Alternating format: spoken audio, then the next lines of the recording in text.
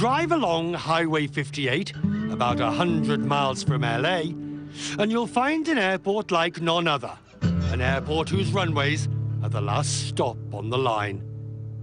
From the road, it looks like an overcrowded airport during a strike by air traffic control. Cross the runways and you realize these are planes that have touched down for the last time.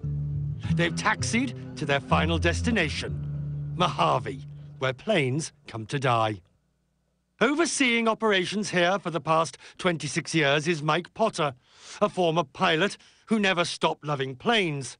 He piloted this TWA Convair 880 into this airport for the last time. Well, it's a resting place for old pilots and airplanes. And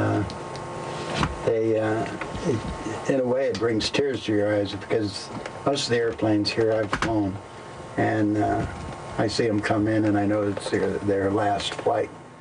Once they get here, the planes are usually repainted to spare the blushes of airlines still flying.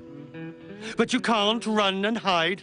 Obviously, that's a former KLM 747, and that's a Continental DC-10. It's difficult to know exactly how many planes are here.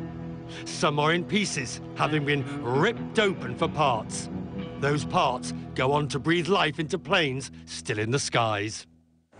The desert is a perfect place to keep planes. The dry air means parts remain in good condition, which is why airlines also store planes here. On the other side of the runway, Air Canada's got these 767s that have been pickled. The engines are sealed to protect them from the sand. Someday, they hope to fly these planes again. But if that doesn't happen and a buyer can't be found, then they'll be broken up for parts. If the aviation industry does get crushed, then it's good business for Mike Potter. I expect that if the airline industry keeps going in the direction that it's headed right now, there'll be a couple hundred airplanes here in the next 12 to 18 months. And whether they go back into service or not will depend on the age category of the airframe. The Mojave Desert Airport has a lot of aviation surprises. This scene from Speed was filmed here, as were scenes from Air Force One and the hit TV show 24. The airport has two special sets where planes can be stormed, crashed, or simply blown up for the cameras. With no passengers but lots of planes, this is a very special kind of place.